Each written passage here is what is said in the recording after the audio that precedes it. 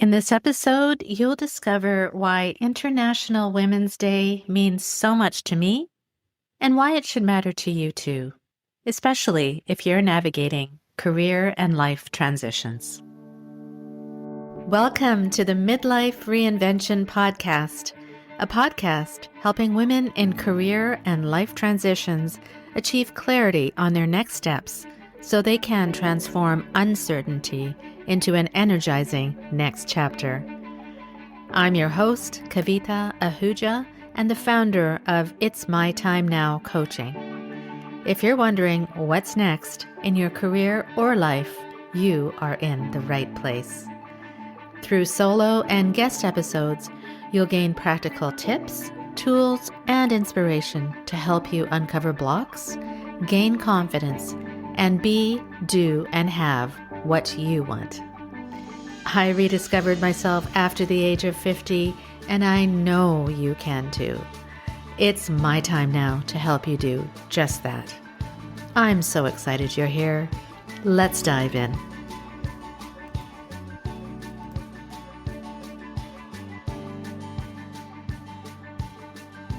Hello and welcome back to another episode of the Midlife Reinvention Podcast. I hope you're doing really well, and I hope you had a meaningful International Women's Day yesterday. Today I want to talk to you about why this moment feels so important to me.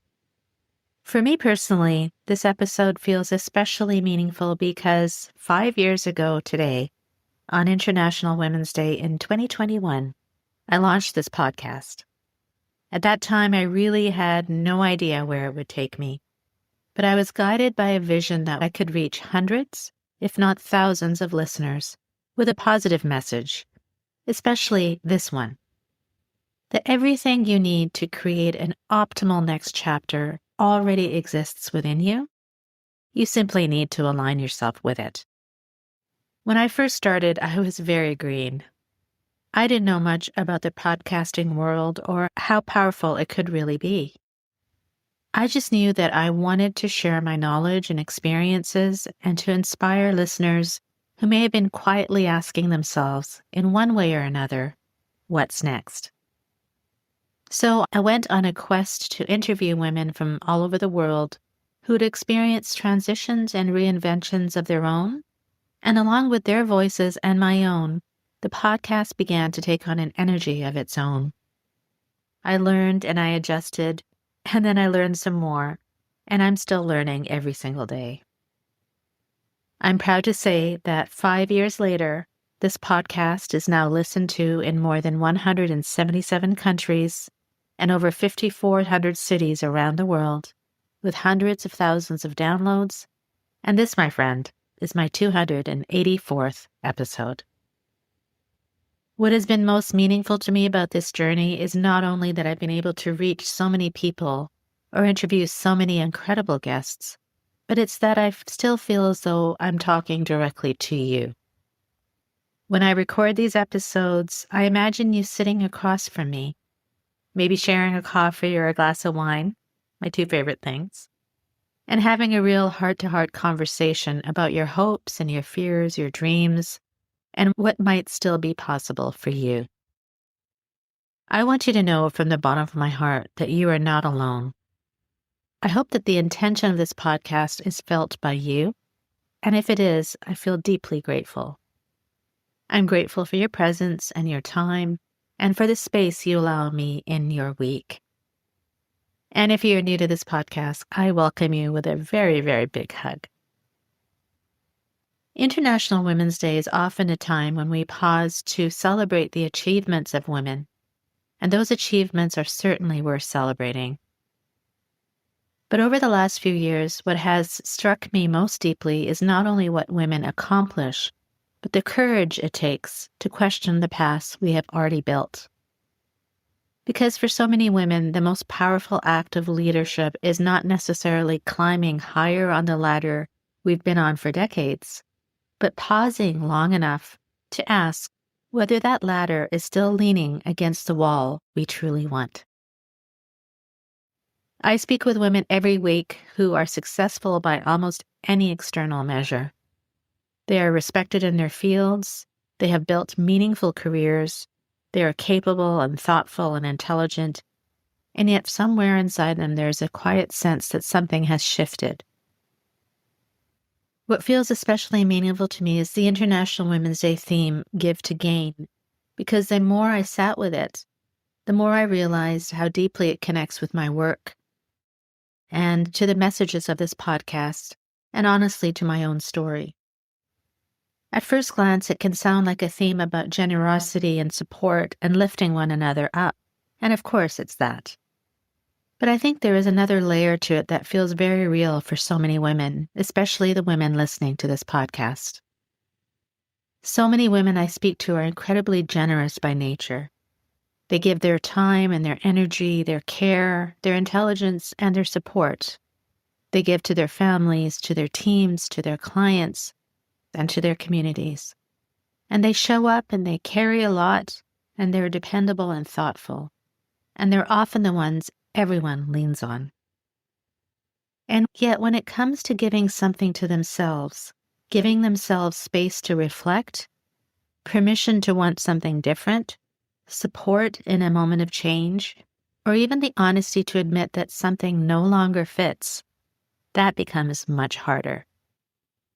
And that is where this theme especially feels relevant to me. Because in my experience, what women gain in a transition is often directly connected to what they are finally willing to give themselves. Sometimes it is a gift of time to think before rushing into the next thing.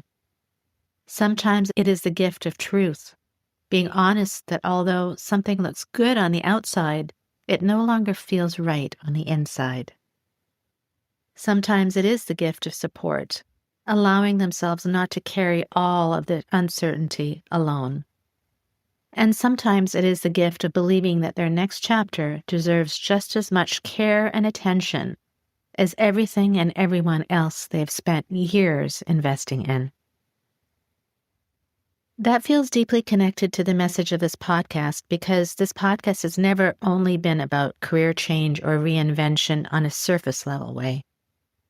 It has always been about helping women come back to themselves.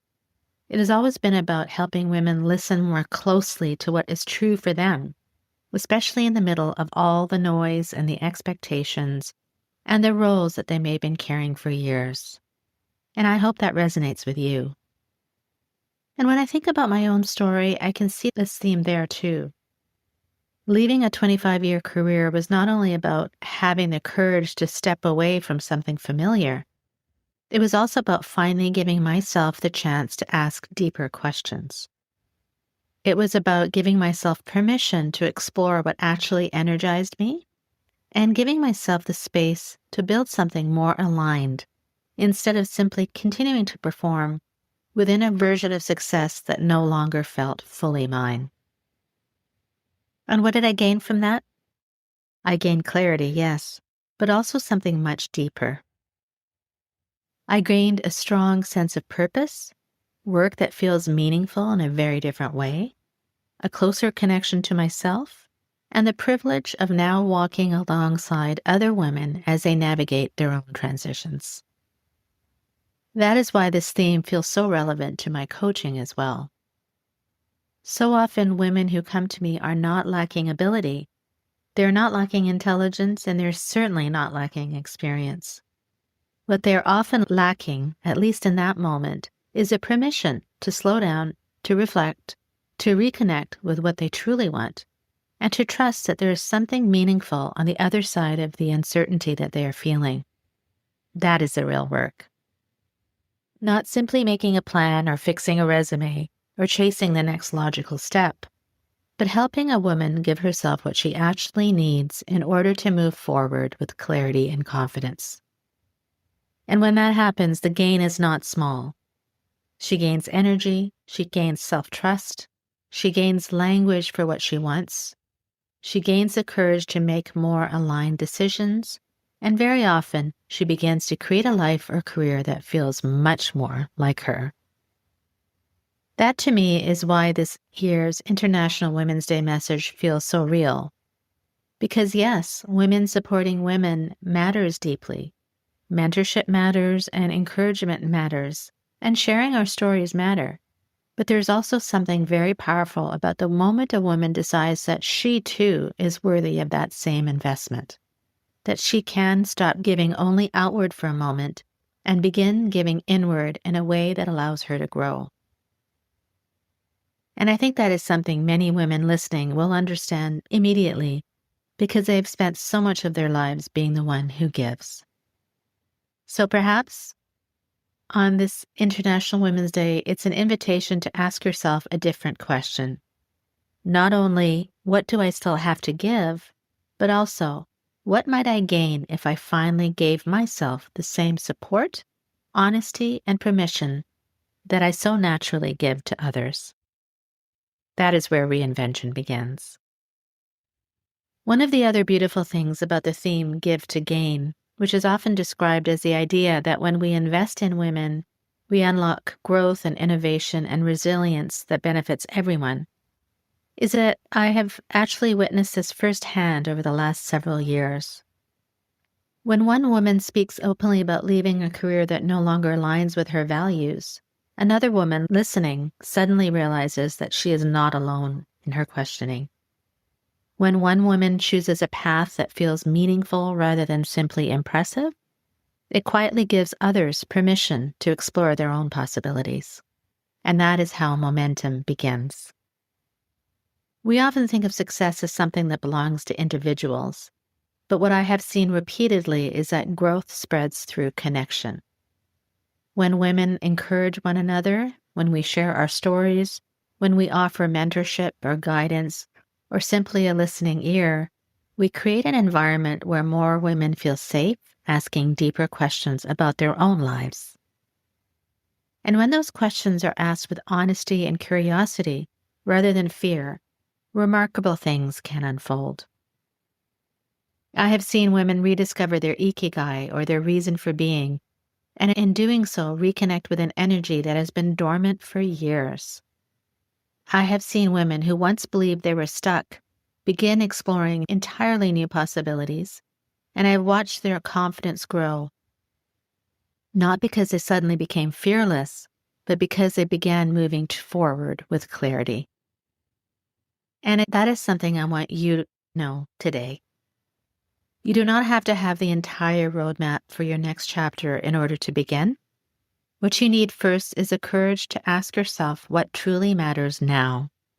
From there, clarity grows, aligned action follows, and confidence develops naturally as you begin taking steps that reflect who you are becoming. And perhaps this is one of the reasons I felt called to share a little about my podcast journey today. Not to impress you, but to remind you that when something begins from clarity, and when you stay with it long enough to let it grow, it can become far more meaningful and expansive than you could have ever predicted at the beginning. So, on this International Women's Day, I want to celebrate something that often goes unnoticed.